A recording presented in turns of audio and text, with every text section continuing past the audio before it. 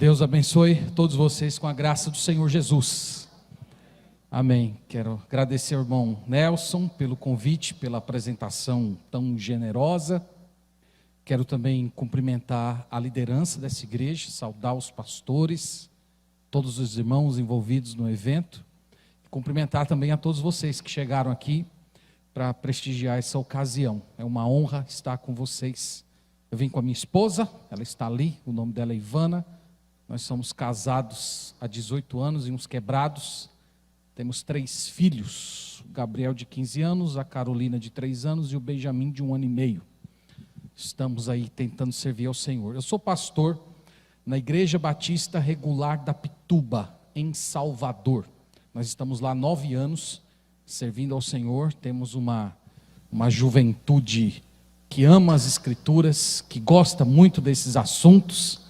E foi muito por amor a eles, o desejo de compartilhar com eles, e até mesmo por causa das questões as quais eles me procuravam para conversar, que eu me senti encorajado a estudar um pouco mais e a me preparar para esta palestra.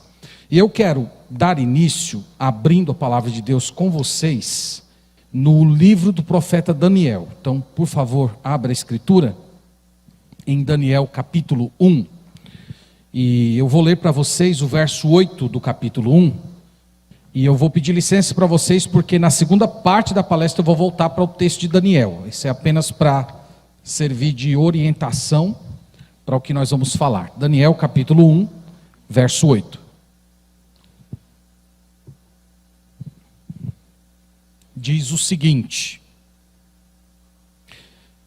resolveu Daniel firmemente não contaminar-se com as iguarias do rei, nem com o vinho que ele bebia. Então pediu ao chefe dos eunucos que lhe permitisse não contaminar-se. Esse versículo ele sintetiza o objetivo da nossa palestra. Nós vamos falar de muitos assuntos, mas no final tudo converge para esse ponto.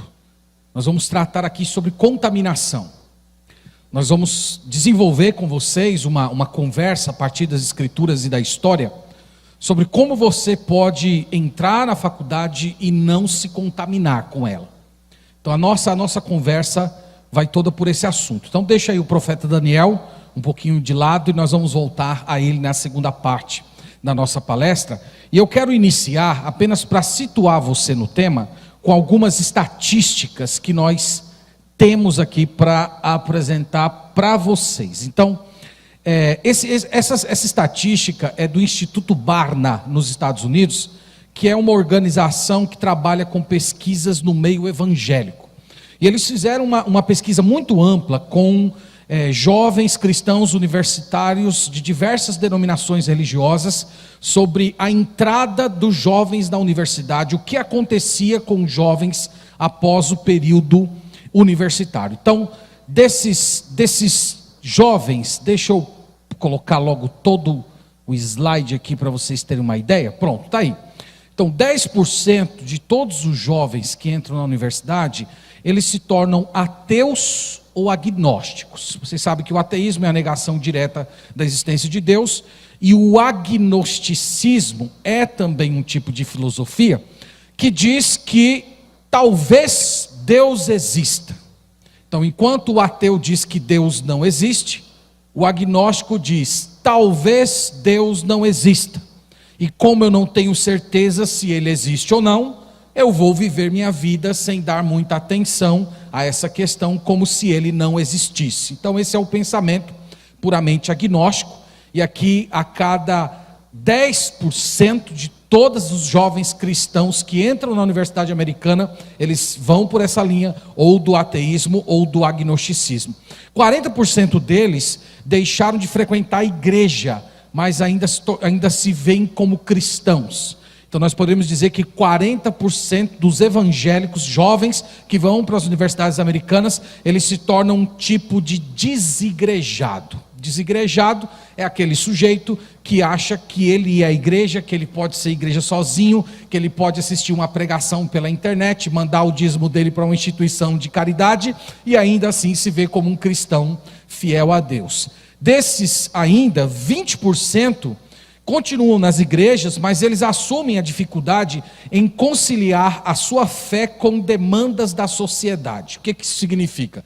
Significa que 20% dos jovens que vão para a universidade americana, eles não conseguem ter um olhar cristão sobre a sociedade. Por exemplo, um olhar cristão sobre a cultura, um olhar cristão sobre a música, um olhar cristão sobre o cinema, um olhar cristão a respeito de literatura, um olhar cristão a respeito de casamento, criação de filhos, posicionamento político. Eles continuam na igreja, mas é como se a fé cristã fosse apenas um apêndice da existência deles. Eles possuem vida, trabalho, família, eles se divertem como todo mundo faz, tocam a sua vida, mas eles não conseguem pegar os elementos da fé cristã e organizar a vida deles em torno da existência de Deus. Então nós poderíamos dizer que eles são cristãos, mas eles não são cristocêntricos. Eles não têm Cristo como centro da vida,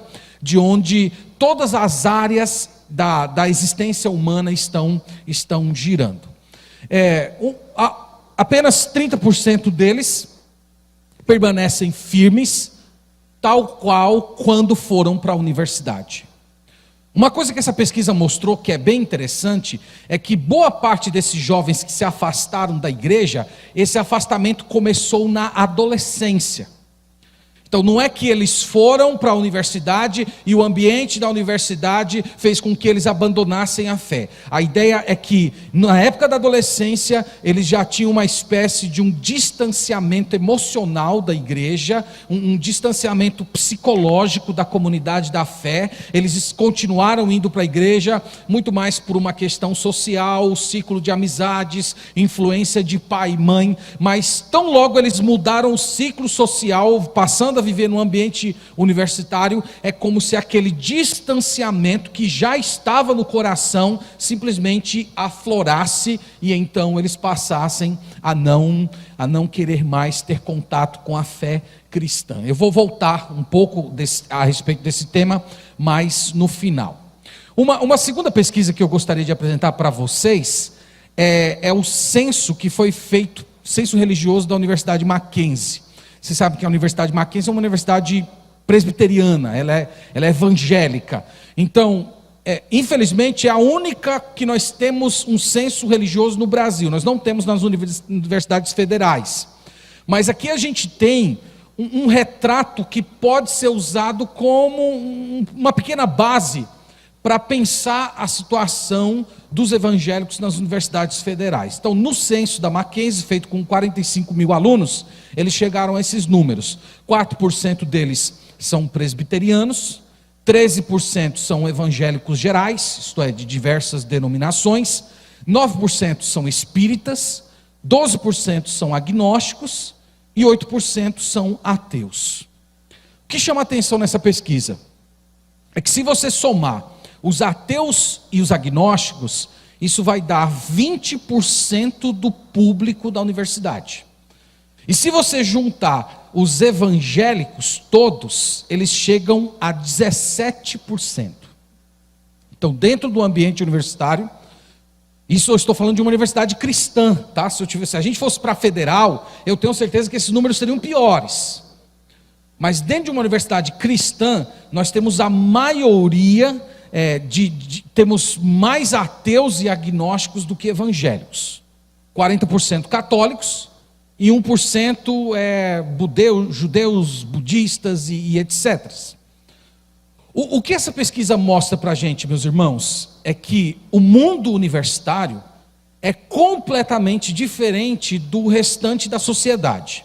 Para vocês terem uma ideia, o último censo religioso do Brasil demonstrou que os evangélicos estão chegando a 40% da população brasileira. Então pensa nisso.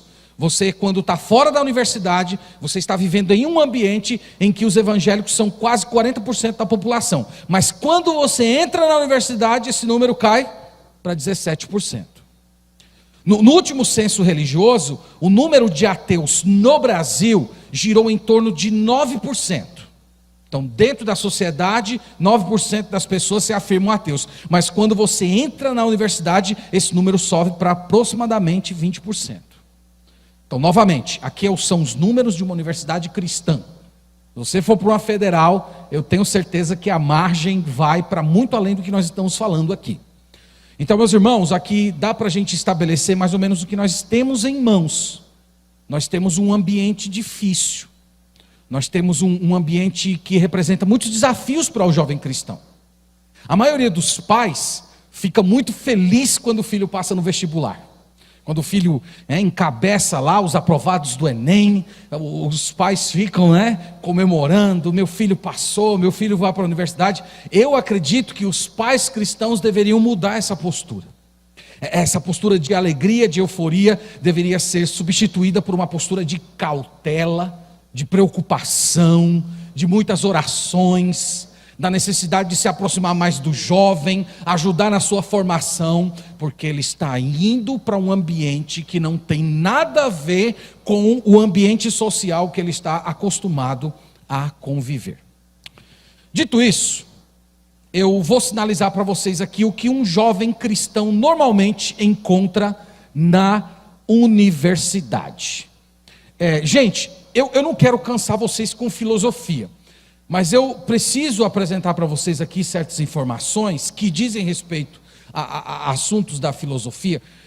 Pode parecer um pouco chato num primeiro momento, peço que você tenha paciência, mas essas questões são tremendamente práticas e elas afetam diretamente o dia a dia de vocês, especialmente de quem está na universidade e até nas escolas gerais. Então, qual é a primeira coisa que um jovem cristão se depara quando entra na universidade? Eu chamei de uma dicotomia na realidade. Eu coloquei ali o nome de Kant, tem uma foto dele ali, o Immanuel Kant. Eu coloquei a foto dele porque ele foi o responsável por dividir a realidade da existência em duas camadas. Uma camada de cima, onde estão os valores, e a de baixo, onde estão os fatos. Deixa eu só dizer para vocês que, na maior parte da história da humanidade, não foi assim. Não havia essa divisão. Havia um pensamento de que Deus existe, e que a existência de Deus é que organizava e dava significado a toda a realidade. Mas quando chegou a época desse homem, aí, nós estamos falando aí século XVII, século XVIII, houve uma grande mudança na forma de pensar a realidade. Então, ele dividiu a realidade em duas partes. Na parte de cima, você tem o que ele chamou de valores. E o que tem lá em cima? Tem as suas preferências, tem os seus sentimentos, tem os seus gostos. E ele disse que essa parte de cima é relativa, é individual. Isso não tem a ver com certo e errado. Isso tem a ver com as suas preferências. E nesse plano de cima estão religião, estão moralidade e estão o comportamento. Então, quando você entra na universidade, qual é das primeiras coisas que você vai aprender? Que religião, moralidade, isto é, definir o que é certo e errado, definir parâmetros de comportamento. Eles dizem, tudo isso diz respeito ao seu gosto, tudo isso diz respeito à sua verdade. Não existe absolutos a respeito de certo, de errado, de comportamento. Você pode ser o que você quiser, você não vai ter ninguém para dizer para você, tal comportamento é errado, tal comportamento é aceitável, porque essa área da existência humana está fora do mundo dos fatos, que é a parte de baixo ali da realidade. Então, no mundo dos fatos, o que Kant colocou? Colocou as verdades que podem ser testadas, seja em laboratório, seja por meio da filosofia, tudo aquilo que é racional, tudo aquilo que é cientificamente comprovado. Então, Kant dizia que na área de cima, essas questões não devem ser discutidas. Então, o que Kant fez aqui, meus irmãos? Ele fez uma separação entre fé e conhecimento. Não há relação alguma entre fé e conhecimento. Uma das primeiras coisas que um jovem cristão ouve na universidade é isso: olha, fé não tem nada a ver com universidade, fé é o que você é fora daqui, não traga sua fé para cá, fé não tem nada a ver com esse ambiente, aqui é um ambiente de ciência, aqui é um ambiente de pensamento, então os seus valores religiosos, os seus valores morais, de comportamentos, isso aí você deixa fora da universidade, porque aqui é um ambiente científico, aqui é um ambiente de pensamento lógico. Então, uma das primeiras coisas que os jovens aprendem, e meus irmãos, isso vai completamente de encontro à fé cristã. Primeiro é que a Bíblia retrata a fé como sendo uma forma de conhecimento. Ela não se resume ao conhecimento científico humano que pode ser testado em laboratório, etc. Mas a Bíblia retrata a fé como uma forma de conhecimento. A Bíblia possui um objeto. Esse objeto é o Deus vivo. E nós somos chamados a conhecer esse Deus, a nos relacionar com esse Deus, a entender esse Deus, a nos curvar diante desse Deus. Então a fé é retratada como uma forma de conhecimento. Mas quando você entra na universidade, uma das primeiras coisas que você aprende é isso: fé é uma coisa, conhecimento é outra coisa. E isso naturalmente já coloca todos os seus valores religiosos, morais, de comportamento de lado, como algo que não deve ser discutido. O que mais que você encontra quando chega na universidade? Temos aí, se o passador de slides me ajudar, está aí.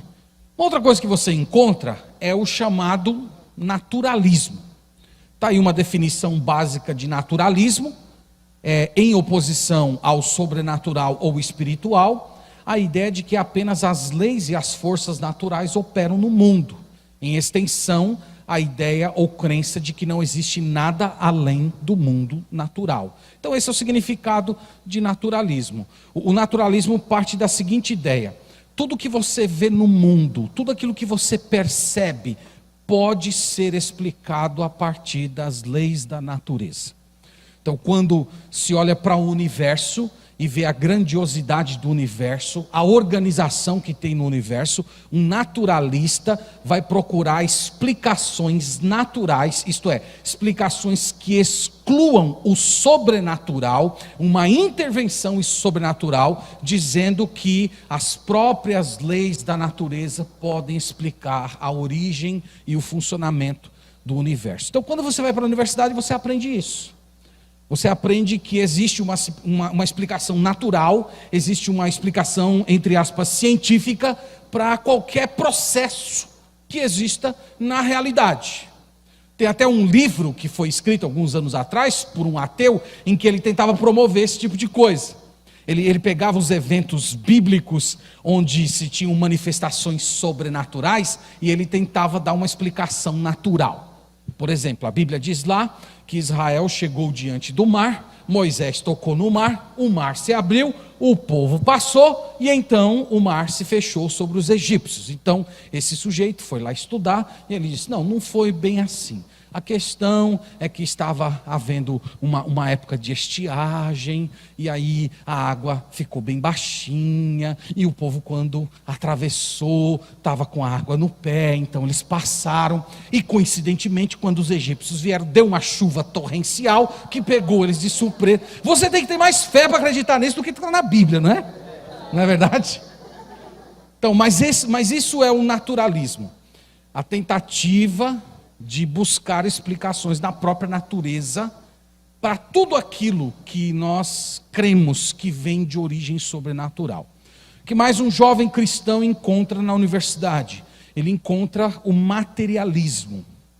O materialismo sustenta que a única coisa da qual se pode afirmar existência é a matéria, que fundamentalmente todas as coisas são compostas de matéria, e todos os fenômenos são resultado de interações materiais, que a matéria é a única substância. Então tudo é matéria. Lembra que para nós cristãos, nós acreditamos em processos espirituais, nós acreditamos em processos da alma, não é isso?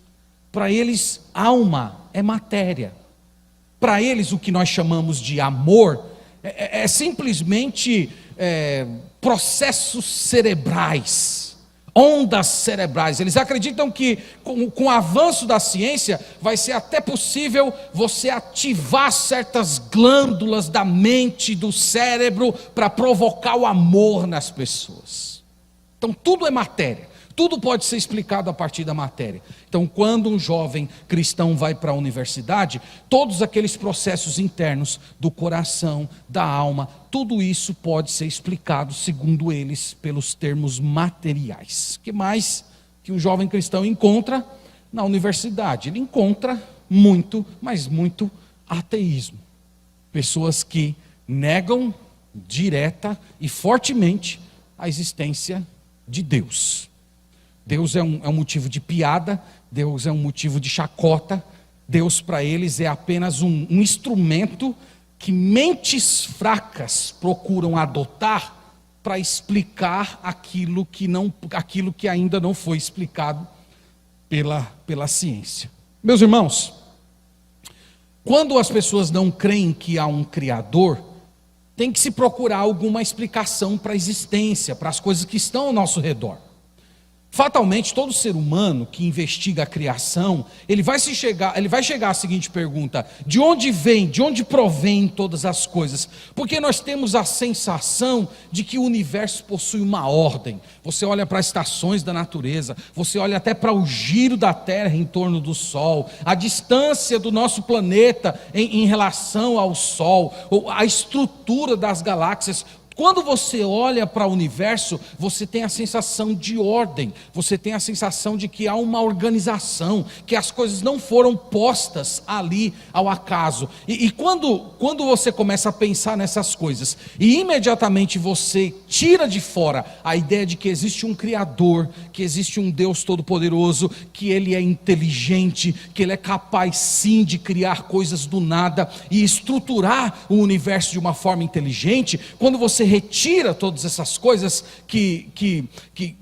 da discussão, o que sobra? Só sobra a própria natureza. É por isso que se chega à ideia de que o universo se autogerou.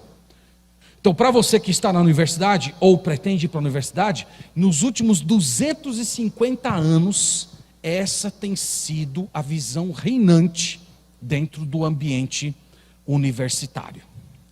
O que mais que um jovem cristão encontra no ambiente universitário? Ele também encontra niilismo. O que é niilismo? É um tipo de doutrina filosófica cuja característica é uma visão cética em relação a interpretações da realidade que aniquila valores e convicções. Em outras palavras, o niilismo é a negação de tudo aquilo que é correto, certo, verdadeiro e íntegro. Vocês jovens cristãos vão para a universidade, vocês aprenderam que certas coisas são feias. O niilista vai dizer: não existe nada feio. Você aprendeu que certas coisas são pervertidas. O niilista vai dizer: não existe nada pervertido. Tudo é relativo. Ele nega qualquer coisa, qualquer autoridade que afirme algum tipo de valor absoluto. Para o cristão, existem certos valores que são supraculturais. Isto é, que Deus escreveu no coração de cada ser humano a ideia de que existem certos valores que são de origem divina e que foram dados por Deus para organizar a humanidade. Eu queria ler com vocês, para explicar melhor o que eu quero dizer, Romanos capítulo 2, versículo 14. Romanos capítulo 2, versículo 14. Uma pergunta que de vez em quando os jovens fazem para os pastores é essa, né? Pastor, e aquelas pessoas que nunca ouviram o evangelho? E os índios, né? Aqueles povos que não tiveram contato com Cristo, com os valores cristãos, com a Bíblia. Essas pessoas, elas não são inocentes? Como é que Deus vai julgar essas pessoas se elas nunca tiveram nenhum tipo de informação? Então, a Bíblia, quando retrata os que nunca ouviram, ela não retrata como sendo pessoas inocentes. Isso pode ser muito chocante para você, mas veja só o que a Bíblia diz em Romanos 2, versículo 14. Diz assim: quando, pois, os gentios... Quem são gentios aqui? Gentios é todo aquele que não é judeu. Então ele diz assim: quando os gentios que não têm lei... Veja, que lei que ele está falando aqui? A lei de Moisés. Você lembra que os judeus receberam os 10 mandamentos, não é?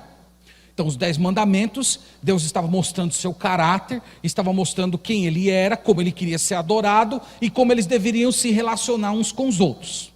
Não, honra teu pai e tua mãe, não matarás, não adulterarás, não dirás falso testemunho. Então isso era para organizar as relações sociais. Não terás outros deuses diante de mim, não farás para ti imagem de estrutura. Era para mostrar quem era Deus e como Deus queria ser adorado. Então Deus deu uma lei para os judeus. E para os gentios, Deus deu uma lei. Veja o que ele diz em Romanos 2,14, continuando a leitura. Quando, pois, os gentios que não têm lei procedem por natureza de conformidade com a lei, não tendo lei, servem eles de lei para si mesmos. Verso 15. Estes mostram a norma da lei gravada no seu coração, testemunhando-lhes também a consciência e os seus pensamentos, mutuamente acusando-se ou defendendo-se, no dia em que Deus, por meio de Cristo Jesus, julgar os segredos dos homens de conformidade com o meu evangelho. Sabe o que Romanos 2,14 diz? Diz que Deus escreveu uma lei no coração do gentio. Sabe o que ele está dizendo? Ele está falando assim, que os que nunca ouviram, eles sabem que matar é errado. Eles sabem que roubar é errado. Eles sabem que precisam honrar pai e mãe. Então, se você tivesse contato com qualquer civilização que nunca teve contato com o evangelho, com os valores cristãos, você ia chegar lá e ver que aquelas pessoas, elas possuem uma estrutura básica de valores. Eles sabem o que é certo e eles sabem o que é errado. E de onde vem esse conhecimento? Paulo está dizendo em Romanos 2, Deus escreveu no coração. Deus escreveu no coração. Então, quando você entra na universidade, o que você vai encontrar é um ambiente em que as pessoas estão tentando rasgar essa lei que Deus escreveu no coração de cada pessoa. Então, seu professor lá, mesmo sendo um ateu, confesso, ele sabe que certas coisas são erradas, ele sabe que certas práticas são abomináveis, mas mesmo assim ele as faz. Ele rasga essa lei que Deus colocou no coração dele para substituir por um pensamento nihilista, que é o que nós temos aqui. Uma coisa que a Bíblia fala também, isso aqui a gente poderia conversar numa outra ocasião, mas veja no capítulo 1, ainda de Romanos, versículo 19, aqui é para vocês verem que no fundo não existe ninguém ateu, de fato. A Bíblia diz assim, porquanto o que de Deus se pode conhecer é manifesto entre eles, porque Deus lhes manifestou. Aqui a Bíblia está falando dos que nunca ouviram, os que nunca ouviram um pregador, os que nunca tiveram acesso a uma Bíblia. Romanos está dizendo que Deus se manifestou a essas pessoas. E como Deus se manifestou? Veja aí, porque os atributos invisíveis de Deus, assim como o seu eterno poder, como também a sua própria divindade, claramente se reconhecem desde o princípio do mundo, sendo percebidos por meio das coisas que foram criadas. Tais homens são por isso o quê? Indesculpáveis. Vocês estão vendo? Ninguém vai poder chegar lá e dizer, eu nunca soube que Deus existe. Aqui está sendo dito, aqui está sendo afirmado, que certos atributos divinos são revelados pela natureza. Então o homem natural, o homem não convertido, ele poderia olhar para a natureza e chegar ao conhecimento de que existe um Deus por detrás daquilo, que esse Deus ele é eterno, que esse Deus é poderoso e que esse Deus é distinto da natureza. Ele não pode ser confundido com a natureza.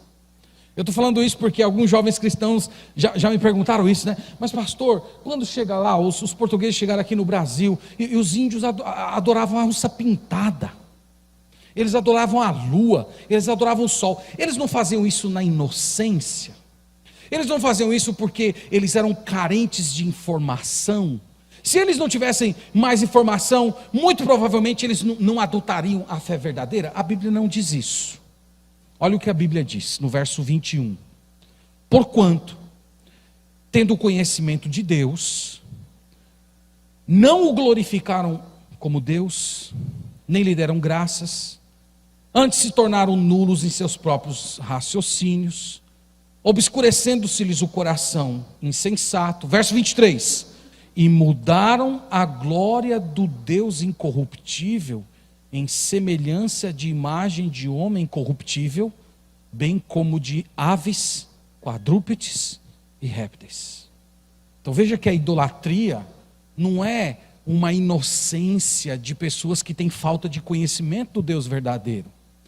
A idolatria, na verdade, é uma rebelião contra a revelação que foi dada. É por isso que Paulo diz aqui que essas pessoas são indesculpáveis.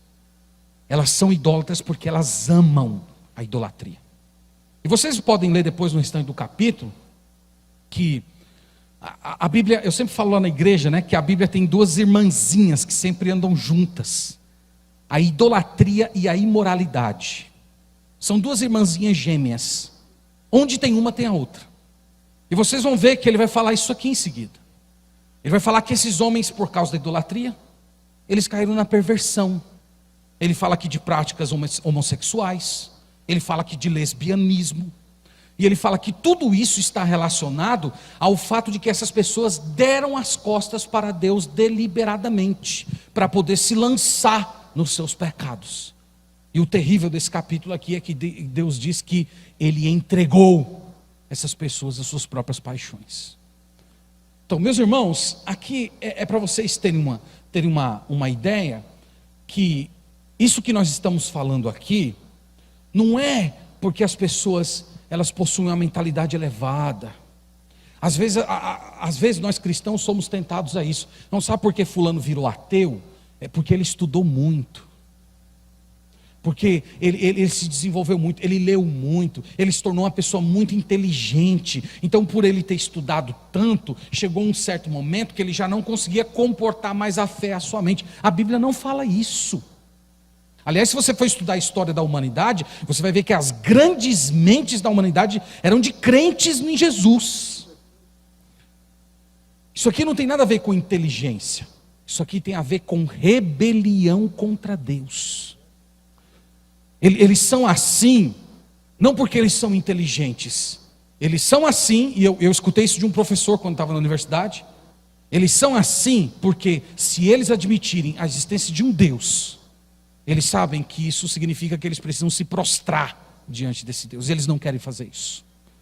Eles querem viver na impiedade, no pecado, dando vazão a todos os seus desejos, sem ter nenhum tipo de repreensão, nem externa e nem interna. É por isso que eles rasgam essa lei que Deus escreveu no coração deles, com práticas nihilistas. Terrível, não é? Terrível. O que mais que nós encontramos na universidade? Eu não tenho tanto tempo. O relativismo é o conceito de que os pontos de vista não têm verdade absoluta ou validade intrínseca, mas que possuem valor relativo, subjetivo, de acordo com diferenças na percepção e consideração. Isto é, o relativismo é a ideia que não tem normas absolutas. Você não tem valores que são axiomáticos, que se sustentam por si mesmo, que atravessam as eras e fundamentam a realidade humana. Para eles não existe isso. O que foi verdade no passado pode não ser verdade hoje. O que é verdade para você pode não ser verdade para mim. E essa expressão que às vezes, infelizmente, a gente vê nos lábios de alguns jovens cristãos: você tem a sua verdade e eu tenho a minha verdade. Isso é relativismo. Se você falou isso até hoje, se arrependa, porque não existem verdades, existe verdade. Pode até haver percepções diferentes de uma mesma verdade, mas a verdade é sempre única. Então, o que mais que um jovem cristão encontra na universidade? Eu coloquei aí marxismo e os seus desdobramentos. Quero encorajá-los a assistir a palestra que o irmão Nelson fez referência. Marxismo cultural está lá no site, não é, pastor? Da Frente Evangélica Brasileira. Vocês dão uma olhada lá. E nós tivemos uma boa conversa sobre marxismo cultural. Mas o que você vai ver na universidade? Você vai ver uma interpretação materialista da história, em que a única maneira de você ler a história é a partir de luta de classes. Então é o que você vai aprender lá. Eu passei alguns anos na universidade estudando história. E é isso que você vê em toda a matéria, em qualquer forma de ver a história, sempre a partir desse prisma. Luta de classes, é a luta do opressor contra o oprimido, é a luta do capitalista contra o proletário. Então é isso que você vai aprender. Você vai aprender que você é um injustiçado, você vai aprender que você é um oprimido. Então, se você é mulher, você é uma mulher opressa. Se você é um negro, você é um opresso. Se você é pobre, você é opresso. Se você tem pai e mãe em casa, seus pais são opressores. Se você tem qualquer tipo de relação onde alguém exerce influência, tem autoridade sobre você, você é um oprimido. E a sua grande vocação do mundo é se libertar desse tipo de opressão. Então você vai aprender isso. Você vai aprender o próprio marxismo cultural, que é aquela vertente mais voltada para o entretenimento, para a televisão, tudo isso como meio de mudar a mentalidade. Você vai estudar muito escola de Frankfurt, com a crítica radical da realidade, né, que influenciou toda a matéria de sociologia. Você vai estudar feminismo, você vai estudar os movimentos gays, movimento negro, revolução sexual, especialmente se você for para a área de humanas ou para as ciências sociais. Aí você vai receber isso na sua veia todos os dias, até você se converter a esse demônio que tomou conta das universidades. Você vai estudar autores como Voltaire, Nietzsche, Rousseau, David Hume, Michel de Foucault. Então você vai pegar, normalmente esses são os autores que estão na cabeça de ponte desse movimento. Hoje tem muita coisa, irmãos, sobre literatura conservadora. Existem muitas outras maneiras de você ler a história, de você interpretar a cultura. Graças a Deus, em língua portuguesa está saindo bons autores a respeito dessas coisas, mas você não vai ver isso na universidade. Se você quiser aprender, você vai ter que comprar os livros e você sozinho encabeçar a sua pesquisa ou procurar tutores aí pela internet para ajudar você a entrar nesse universo, porque na universidade você sempre vai ver todo esse universo em torno da esquerda para formar verdadeiros jovens predispostos a causas sociais. Eu lembro de uma das aulas de filosofia do curso de história. Eu tinha um professor que era um ex-padre, e numa das primeiras aulas ele disse assim para a gente: vocês não devem apenas estudar história, vocês precisam fazer história. E os alunos, nós vamos fazer história, né? E o que é, professor, fazer história?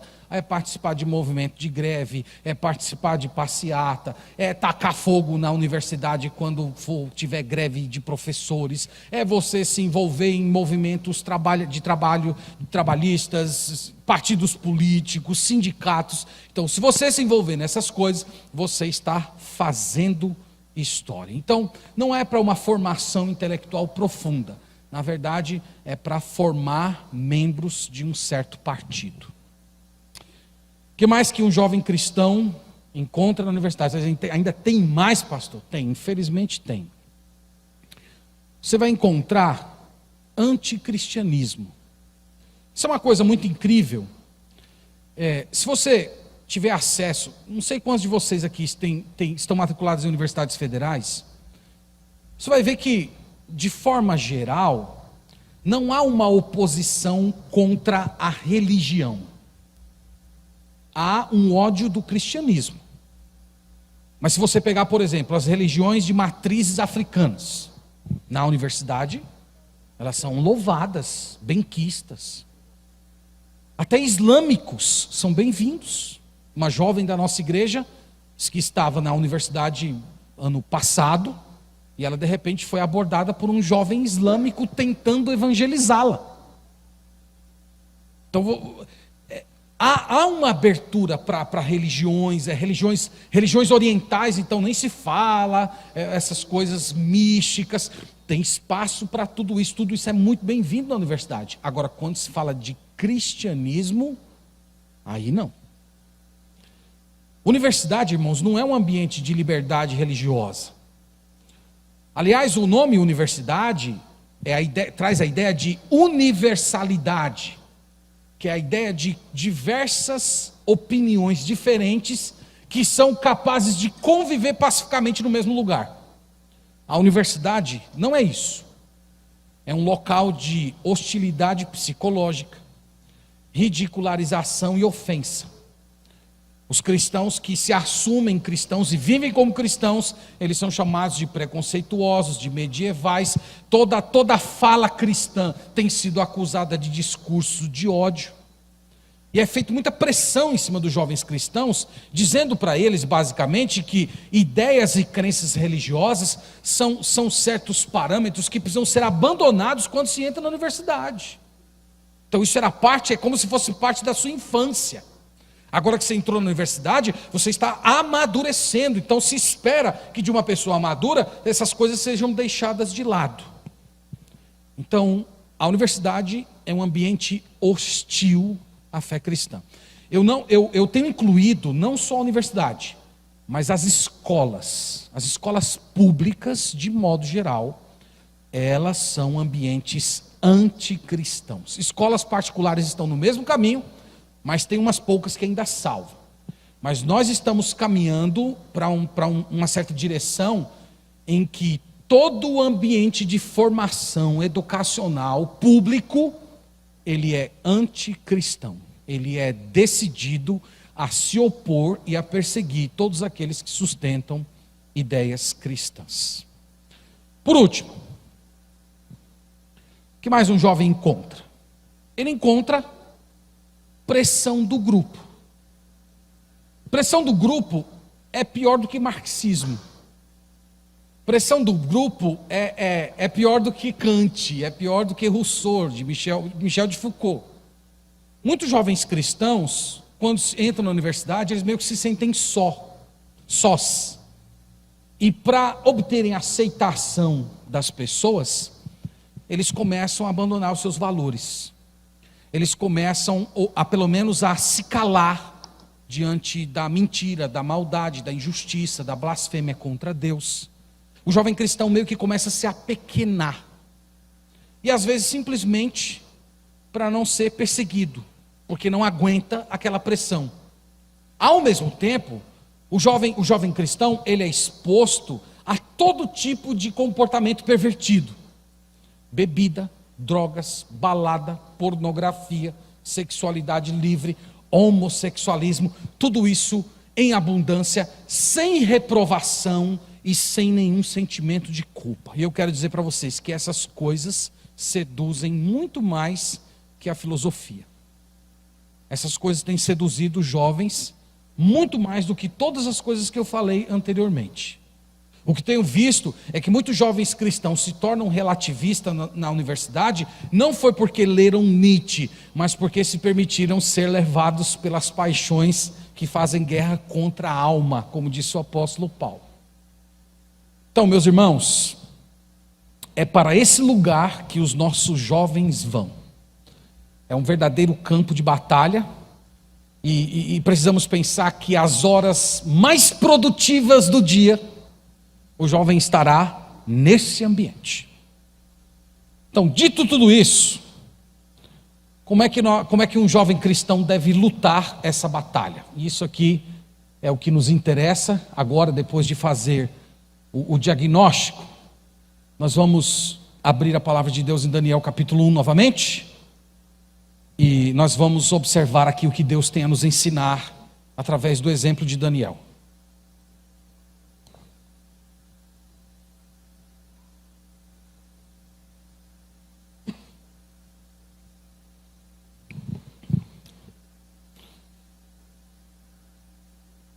Eu não sei quantos de vocês têm familiaridade com o livro de Daniel. Esse livro é um livro maravilhoso do Antigo Testamento. É um livro que vale muito a pena você estudá-lo. Daniel, ele era da nobreza de Jerusalém. E provavelmente no ano 605 a.C., ele foi levado de Jerusalém para a Babilônia. Nabucodonosor cercou a cidade de Jerusalém e pegou um grupo de jovens inteligentes, proeminentes, e levou para a Babilônia. A ideia era submeter esses jovens a um tipo de treinamento, envolvendo várias disciplinas, uma espécie de universidade, onde eles seriam treinados na cultura dos babilônicos, e depois eles voltariam para governar o povo judeu.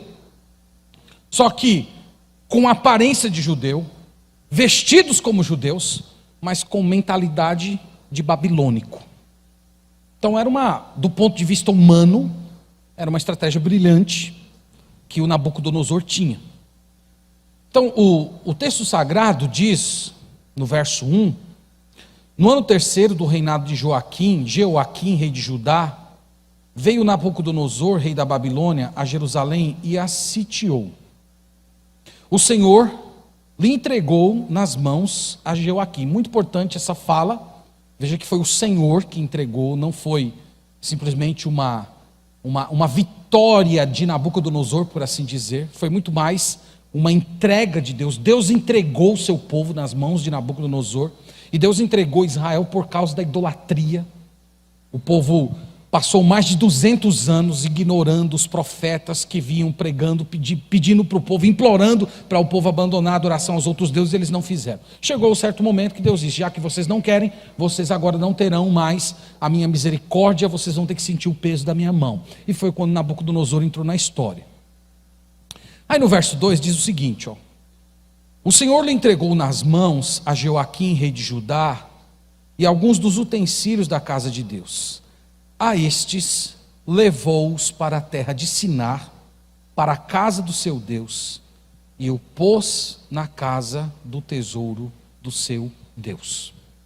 Eu não sei se você entendeu a estratégia do Nabucodonosor aqui. Nabucodonosor invadiu Jerusalém. Em Jerusalém havia o templo construído por Salomão. Ele pegou todos os objetos consagrados a Deus do templo, levou para a Babilônia e colocou dentro do templo do seu Deus. Pergunta: por que ele fez isso? Já parou para pensar? Por que ele fez isso? Porque ele pegou os objetos de culto do Deus de Israel e colocou dentro do templo do seu Deus, onde haviam várias outras divindades com seus objetos. Ora, Nabucodonosor queria que esses judeus, e dentre eles Daniel, pensassem que o Deus de Israel era apenas mais um Deus entre muitos deuses. Sabe como isso se chama hoje na filosofia? Chama-se de pluralismo. Pluralidade é uma coisa boa. São as diferenças. Deus nos fez plurais, diferentes. O pluralismo é terrível. É a ideia de que não existe uma verdade religiosa. Existem verdades religiosas. Então vejam o que Nabucodonosor está tentando fazer com esses jovens. Ele quer ele deseja que eles vão para a Babilônia, e quando eles quiserem ter contato com os objetos do culto do Deus de Israel, eles entrem no templo dos deuses da Babilônia. E lá eles vejam que tem o altar de Moloque, tem o altar de Baal e tem o altar de Iavé, que é o Deus de Israel. E eles tenham um contato com aquilo e percebam que o Deus deles é apenas mais um Deus entre muitos outros. Então é isso que Nabucodonosor quer fazer. Quando um jovem cristão vai para a universidade, a ideia é a mesma. Sabe qual é a ideia? Não, o cristianismo é uma religião entre muitas religiões. O Deus de vocês é o Deus trino. O Deus dos muçulmanos é Alá. E por aí vai. Todos são deuses, todos são fés, todas são manifestações legítimas. Então, o que Nabucodonosor estava tentando fazer é fazer algo semelhante ao que está sendo feito hoje. Ele levou esses jovens para a chamada Universidade de Nabucodonosor, vamos chamá-la assim, a Universidade Federal de Nabucodonosor, e lá ele estava tentando ensinar para aqueles jovens que a fé deles no Deus verdadeiro era apenas uma fé dentre muitas outras possibilidades de fé. Essa foi a primeira estratégia dele. Verso 3, continue comigo a leitura. No verso 3 diz assim: disse o rei a Aspenaz, chefe dos eunucos, que trouxessem alguns dos filhos de Israel, tanto da linhagem real como dos nobres, jovens sem nenhum defeito, de boa aparência, instruídos em toda sabedoria, doutos em ciência, versados no conhecimento, e que fossem competentes para assistirem no palácio do rei e lhes ensinasse a cultura e a língua dos caldeus. Então veja a segunda parte da estratégia de Nabucodonosor: pegar jovens preparados, inteligentes, de linhagem nobre, que fossem descendentes de famílias importantes de Israel, trazer esses jovens para dentro do palácio, colocar eles em contato com a cultura, com o funcionamento do governo, com o poder, com as benesses do reino, todas as mordomias que um nobre naquela época tinha, e ensinar para eles a cultura e a língua dos caldeus, no caso dos babilônicos. Pergunta novamente: por que Nabucodonosor, meus irmãos, fez isso? Ele fez isso para levar esses jovens a romper com a fé e a história deles. Ele fez isso para que esses jovens esquecessem quem era o seu povo, quem era o seu Deus, esquecessem o seu próprio idioma. Lembra que o idioma deles era fundamental para ler as escrituras do Antigo Testamento. Ele queria que eles rompessem com tudo isso. Então, trazer para dentro do palácio e comunicar uma nova linguagem. Então, esse é o mesmo programa da universidade hoje. Trazer os jovens para dentro do palácio das universidades e ensinar uma nova linguagem, ensinar uma nova forma de ver o mundo, fazer os jovens romper com a sua história, com os seus valores, com a sua fé, com os seus princípios, ensinar uma nova maneira de viver. Veja que o programa de Nabucodonosor é o mesmo programa empregado nos dias de hoje. Diz ainda, próximo versículo, estou agora no 5. Determinou-lhes o rei a ração diária. Veja a ração aí, isso aqui não tem nada a ver com aquela ração que você dá para o seu cachorro, viu? Das finas iguarias da mesa real e do vinho que ele bebia, e que assim fossem mantidos por 3 anos, ao cabo dos quais assistiriam diante do rei. Comer iguarias, as refeições mais saborosas da época, beber do mesmo vinho que o rei bebia. Isso tinha um significado muito alto na história antiga. Você beber do mesmo vinho era você ser retratado como se fosse um semelhante ao rei. Era dar poder, influência, projeção. Essa era a estratégia deles. E, meus irmãos, por que Nabucodonosor fez isso? Novamente, pense comigo. Por que Nabucodonosor fez isso? Olha só. Para eles esquecerem que eles eram cativos. Para eles esquecerem que eles foram arrancados das suas famílias, trazidos pelo deserto como se fossem animais. É para que eles esquecessem a identidade deles. Você sabia que uma das maiores prisões que existe chama-se conforto? Conforto é uma das grandes prisões. E às vezes na universidade o jovem vai se ver nesse tipo de dilema. A possibilidade de uma certa projeção, uma possibilidade de uma bolsa não sei das quantas, a possibilidade de você virar um monitor de um professor importante. Todas essas projeções, desde que você esconda os seus valores, que você abra mão deles. É uma forma de aprisionar. Eu conheço muitos professores cristãos no meio universitário que estão aprisionados no conforto. Que eles silenciam, que eles se calam, que eles se acovardam diante da mentira, da injustiça, da imoralidade. E eles se calam porque eles estão temendo em perder o seu bom salário, eles estão temendo sofrer algum tipo de perseguição, padecer algum tipo de processo, ou ser mal visto pelos seus semelhantes. Então Nabucodonosor entendia muito bem como funciona a cabeça das pessoas. O que mais que nós temos aqui? Essa é a pior parte, irmãos. Verso 6, lê comigo.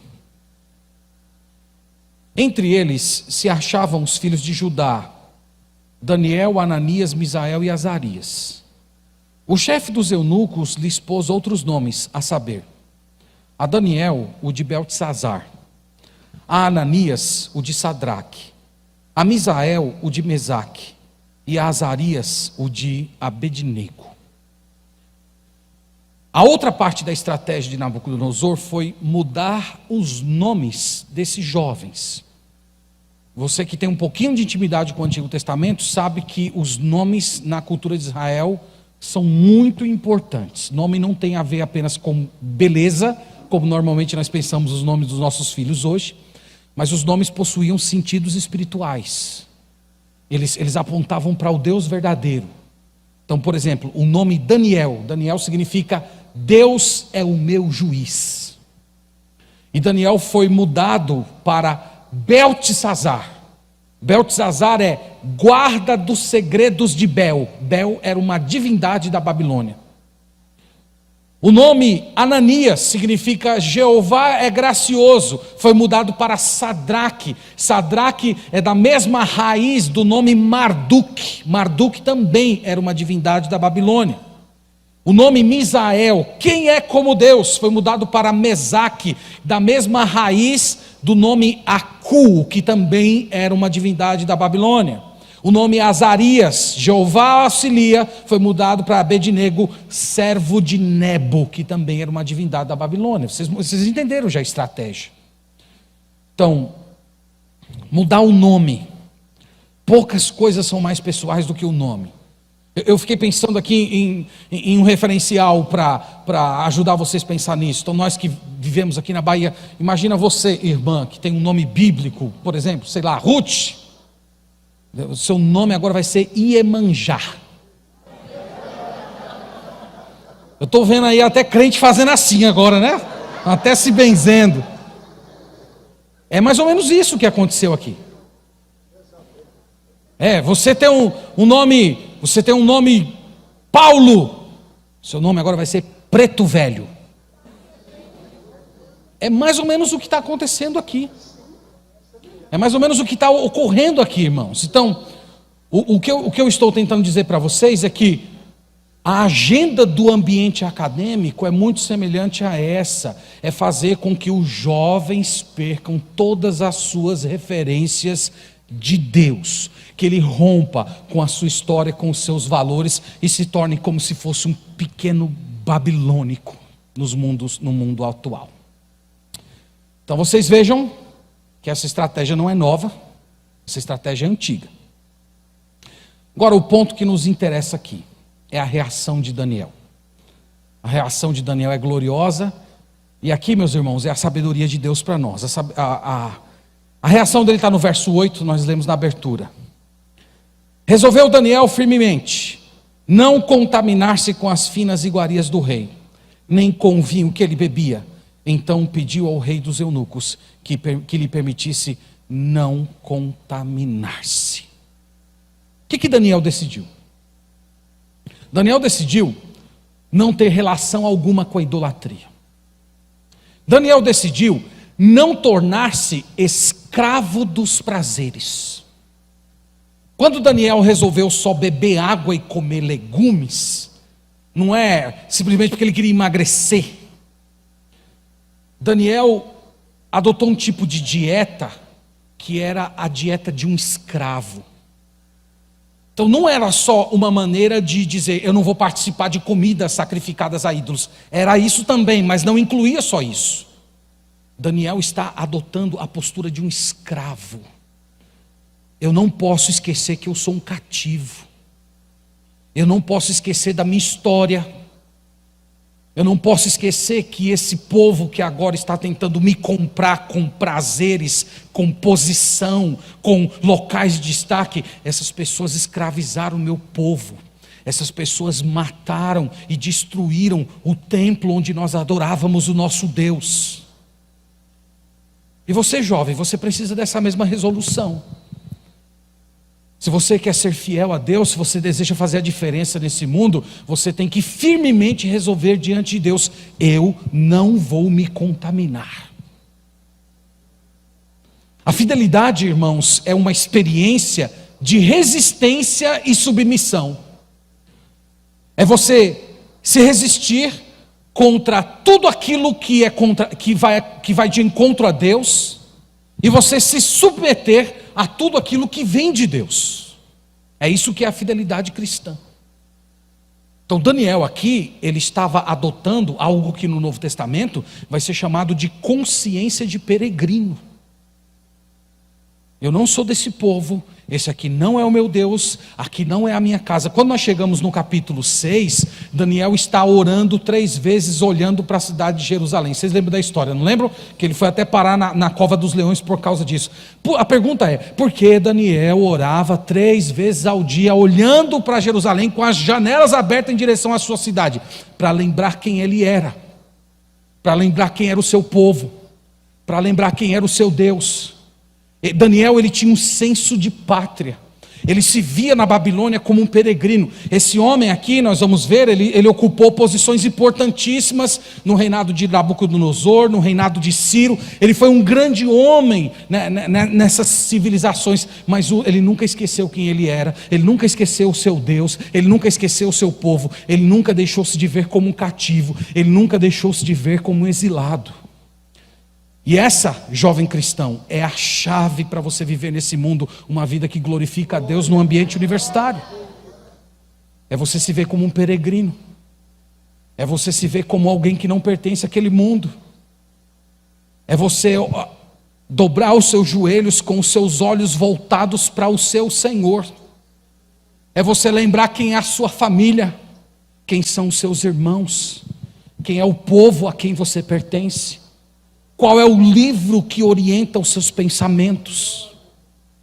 Esse é o chamado de Deus para o jovem cristão. É você assumir a consciência de peregrino. É você se assumir como está num ambiente de batalha.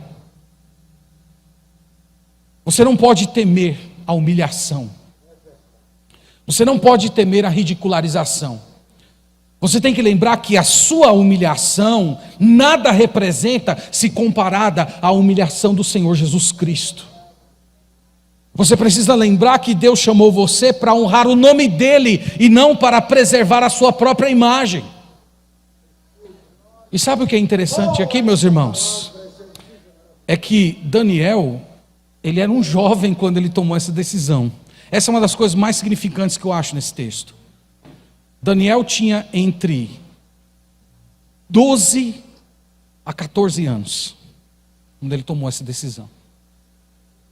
Ele era um adolescente, ele era um garoto, e ele envelheceu na Babilônia, e aqui no capítulo 1 ele é um garoto de 14 anos no máximo. Quando nós chegamos em capítulo 6 de Daniel, ele tem aproximadamente 86 anos de idade. E ele está lá, 3 vezes por dia, de joelhos, com as janelas abertas para Jerusalém. A Babilônia não corrompeu ele. O poder, a posição, os locais de influência não corromperam esse jovem. O último ponto aqui é a recompensa. O ponto aqui é: vocês acham que valeu a pena Daniel tomar essa decisão? Veja o que diz o verso 9. Verso 9 diz assim: ora, Deus concedeu a Daniel misericórdia e compreensão da parte do chefe dos eunucos. Verso 15: no fim dos 10 dias, a sua aparência era melhor. Eles estavam entre os mais robustos do que todos os jovens que comiam assim nas iguarias do rei. Verso 17: ora, a estes 4 jovens Deus deu conhecimento e a inteligência em toda a cultura e sabedoria, mas a Daniel deu inteligência de todas as visões e sonhos. Sabe o que aconteceu? Deus supriu todas as necessidades de Daniel. Jovem cristão, você já aprendeu isso? É Deus quem supre as suas necessidades. É Deus quem vai providenciar o seu futuro. Você não precisa se vender, você não precisa se curvar, você não precisa se dobrar diante de Nabucodonosor, você não precisa entrar no altar de Baal para ter alguma projeção, para se tornar alguém nesse mundo. Você tem o Deus, dono dos céus e da terra. Esses jovens, eles se sobressaíram, não pelo conhecimento que eles receberam na Babilônia. Eles se sobressaíram não pelos livros que eles leram, das aulas que eles tiveram. O texto diz que Deus deu conhecimento e inteligência a eles. Então Deus abençoa quem é fiel. Deus honra aqueles que o honram. Eu espero que isso sirva de estímulo para você. Você não precisa negociar a sua fé, você não precisa negociar o seu Deus, você não precisa fazer vistas grossas para o pecado. Você pode ser fiel, porque no final das contas o seu futuro está nas mãos do Deus vivo e todo-poderoso. Bom, estou caminhando aqui para minhas considerações finais. Tem alguém dormindo aí já? Não tem, né? Então vamos mais um pouco. Para a gente terminar, eu quero trazer algumas palavras finais, depois nós vamos orar ao Senhor. Primeira coisa, vocês precisam se preparar para a batalha cultural. Os que estão aqui que são pais, tem pais aqui, não tem? Levante a mão aí para ver se tem pais. Tem pais aqui, vários pais, graças a Deus. Vocês que são pais, vocês precisam preparar os seus filhos para a batalha cultural desde a infância. Deixe-me ilustrar isso com alguns casos bíblicos. Vocês conhecem a história de Moisés. Moisés foi achado nas águas. A mãe dele ficou desmamando ele até a idade de 5, 6 anos. Depois ele vai para o Egito. E ele vai ser formado em toda a cultura egípcia. Nós temos também José. José do Egito, ele foi vendido como escravo pelos seus irmãos com aproximadamente 17 anos de idade. E quando ele vai encontrar sua família, seu pai, seus irmãos, ele já é um homem adulto, casado, com mais de 30 anos. Daniel é um outro caso, que foi levado para a Babilônia muito cedo, adolescente. E nós temos uma menina que nem é mencionada pelo nome, nós não sabemos o nome dela. Ela é mencionada em 2 Reis capítulo 5, que é aquela menina que trabalhava na casa de Naamã. Lembram? Que Naamã estava leproso, e ela disse: se o meu senhor fosse lá visitar o profeta, ele seria curado. Ela era uma cativa. Sabe o que todos eles tinham em comum? Eles foram levados de casa muito cedo. Eles perderam o referencial de família muito cedo. Eles perderam o ensino da fé muito cedo. Eles cresceram sem ter pessoas ao lado ensinando a verdadeira fé no Deus verdadeiro. Eles cresceram sem ir nos locais de adoração, adorar com as suas famílias. Mas o pouco que eles aprenderam durante a infância foi suficiente para que eles se mantivessem fiéis, para que eles servissem a Deus e para que eles frutificassem, mesmo vivendo longe dos seus pais, da sua família e do seu povo. Então você, jovem cristão, e você que é pai, imagina que seu filho fosse levado de você hoje para um país islâmico e que você nunca mais fosse ver seu filho. O que você ensinou a ele a respeito de Deus, a respeito de Cristo, da salvação, do Evangelho, da Bíblia, isso seria suficiente para que lá nesse país islâmico ele permanecesse fiel a Deus, ele servisse ao Senhor e ele frutificasse no meio daquele paganismo? Esse é o ponto, irmãos. Nós temos que estar prontos para a batalha cultural. Nós temos que preparar os nossos filhos. E você que é jovem cristão, você também precisa se preparar. Você precisa se preparar para esse ambiente de guerra. Você precisa crescer no conhecimento e na graça de Cristo. Uma segunda reflexão que eu quero trazer é que ambiente de pecado não desvia ninguém da fé. Pode parecer chocante o que eu estou falando, mas deixe-me explicar. Ambiente de pecado não desvia. Ambiente de pecado apenas expõe o desvio que já existe no coração. Olha Daniel no ambiente de pecado, sozinho. Olha Moisés no ambiente de pecado, sozinho. José no ambiente de pecado, sozinho. Ambiente de pecado não desvia. Em Atos capítulo 7, o Estevão está lá denunciando os pecados de Israel, e ele diz uma coisa muito significante. Ele diz assim: o nosso povo lá no passado, eles abandonaram o Deus verdadeiro e no coração voltaram para o Egito. Veja isso, eles voltaram para o Egito, mas não foi caminhando com as próprias pernas, eles voltaram no coração. Foi um voltar da alma, foi um voltar emocional. E essa é a situação de muitos jovens cristãos. Eles estão nas igrejas, mas no coração eles já voltaram para o Egito. Eles estão na igreja, mas no coração eles já estão comprometidos com a agenda do mundo. Eles estão nas igrejas, mas no coração eles já são babilônicos. Eles já se curvaram ao espírito da época. É isso que eu quero dizer quando eu afirmo que ambiente de pecado não desvia ninguém. Ambiente de pecado apenas denuncia aquelas pessoas que no coração já estão distante de Deus. E quando chega simplesmente um ambiente de pecado, isso faz apenas a máscara cair. Quem crê em Deus é diferente. Quem vive na presença de Deus é diferente disso aqui. Quem vive na presença do Senhor, quando é colocado num ambiente de escuridão, ele brilha. Daniel brilhou na Babilônia. José brilhou no Egito. Moisés brilhou no Egito. Então, irmãos, nós precisamos considerar essas coisas. Então, Deus não colocou, se você está aqui hoje ou está acompanhando essa palestra, não é a questão que o ambiente que você está é difícil demais. O ambiente em que você vive é simplesmente impossível de andar com Deus. Isso é mentira. Enoque, ele andou com Deus no meio de pessoas ímpias.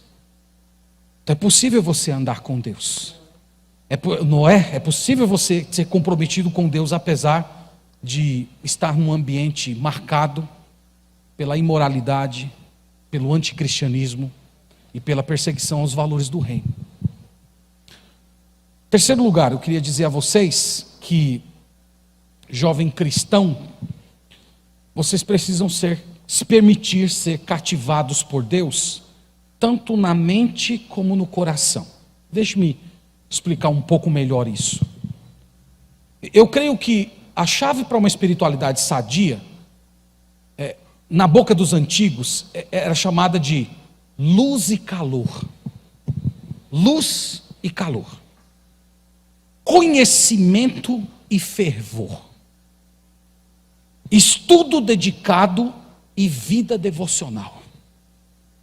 O jovem cristão precisa andar nessas duas linhas. Jovem cristão, você precisa estudar cosmovisão. Você já estudou cosmovisão? É inconcebível você ir para a universidade sem ter estudado cosmovisão. Existem livros excelentes cristãos que tratam a respeito de cosmovisão. Cosmovisão é o modo como você enxerga o mundo, como você pode desenvolver uma visão cristã da cultura, do cinema, do teatro, do entretenimento, da vida acadêmica, do casamento, da política. Como é que você pode fazer com que o cristianismo organize todas essas áreas da sua vida? Você precisa estudar cosmovisão. Você precisa estudar, inclusive, a cosmovisão pagã, para quando você chegar lá e o professor lançar a primeira piada contra Deus, você não ficar em conflito. Você chega lá na primeira aula de filosofia, o professor diz assim: se Deus é todo poderoso, ele podia destruir o mal, mas como ele mas como o mal existe, então isso significa que ou ele não é todo poderoso ou ele não é bom, porque se ele fosse bom e todo poderoso, ele destruiu o mal. E você, E você fica lá em conflito. Chega, já não quer mais orar, vir para a igreja. O pastor vai lá te visitar. Pastor, é porque eu não sei, eu estou com um dilema aqui, olha. Eu não sei, ou Deus é todo poderoso ou ele não é bom.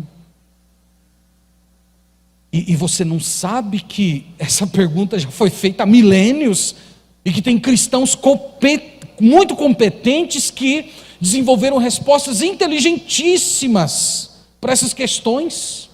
Para você pegar seu professorzinho de filosofia e colocar no bolso. Você vai estudar, professor, isso aí é mais velho do que a estrada. Então você precisa estudar essas questões.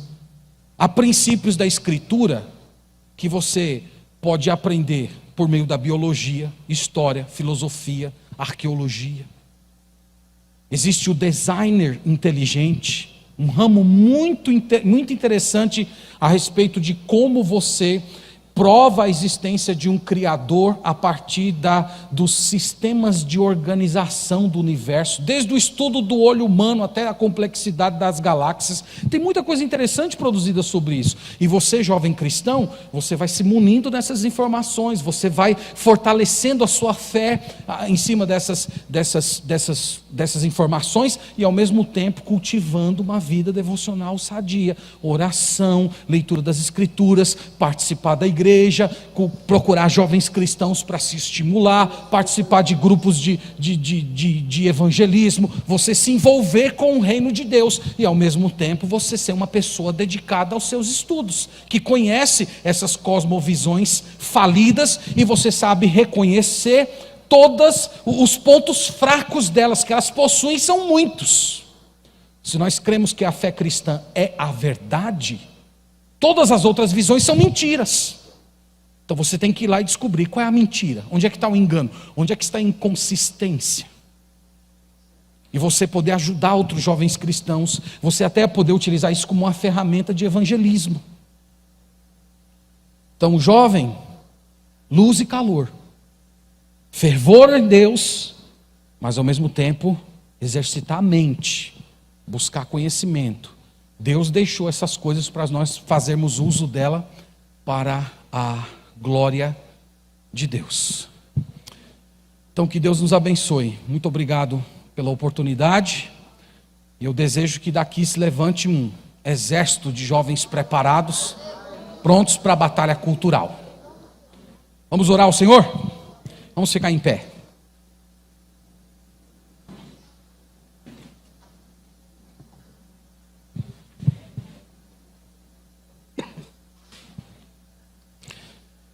Senhor Deus, nessa tarde, Pai, nós estamos aqui na Tua presença e eu conduzo no poder do Teu Santo Espírito esses jovens, esses irmãos, esses pais à Tua presença. Nós ouvimos, ó Deus, a respeito do espírito do mundo, do espírito do anticristo que já vem operando há milênios na história, determinado a formar nos nossos jovens uma consciência ante Deus.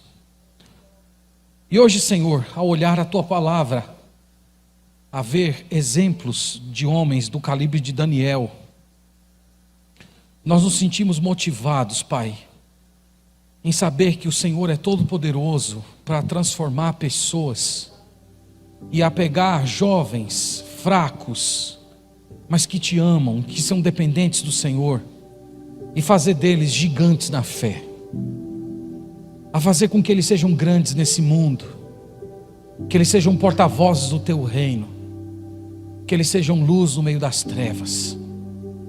Eu oro, Senhor, para que Tu visites cada jovem dessa tarde com o Teu Espírito Santo, convencendo-os dessas verdades que nós acabamos de falar aqui, que eles tenham o desejo de Te conhecer, que eles tenham amor por Ti, que eles sejam dedicados nos seus estudos e aproveitem as boas ferramentas que o Senhor deixou à nossa disposição para aprofundar o nosso conhecimento das Tuas obras. Ajude o Senhor a se libertar das distrações, do uso excessivo de redes sociais, a serem convertidos por Ti, da pornografia para a pureza, da preguiça para o esforço, da promiscuidade para a vida de santidade, da fraqueza para uma fé firme no Senhor. Eu oro, Pai, para que eles sejam fiéis, para que eles sejam íntegros, para que eles Te busquem de todo o coração, para que eles sejam fervorosos de alma, que eles Te sirvam com alegria, e ao mesmo tempo, Senhor, que eles tenham uma consciência cativa a Ti, que eles se vejam como peregrinos nesse mundo, como mensageiros do Rei, que eles não tenham vergonha do Evangelho, que eles não se intimidem em assumir quem eles são. Eu oro, Senhor, para que o Senhor fortaleça cada um deles nessa batalha cultural, que o Senhor dê a eles todos os instrumentos espirituais, físicos, psicológicos, para vencer essa batalha, para serem vitoriosos, para formar famílias santas, para trazer luz para esse mundo de trevas, para trazer caminho para esse mundo sem referência. Eu oro pelos pais, Senhor, para que desde cedo eles sejam capazes de identificar os perigos desse mundo e serem capazes de criar seus filhos na disciplina e admoestação do Senhor. Que os nossos filhos desde cedo conheçam o Evangelho, sejam santos na Tua presença, Te conheçam e se tornem futuramente homens e mulheres cheios do Espírito Santo, com uma grande fé em Deus e um grande propósito espiritual na vida. Faz isso, Senhor, no meio da Tua igreja. Visita-nos com um grande despertamento espiritual. E permita, Senhor, que nós desenvolvamos um tipo de relacionamento contigo, por meio do qual todas as áreas da nossa vida sejam afetadas pela fé que nós temos pelo Senhor. Ajude-nos, Pai. Essa é a oração que fazemos no nome do Senhor Jesus. Amém. Deus os abençoe.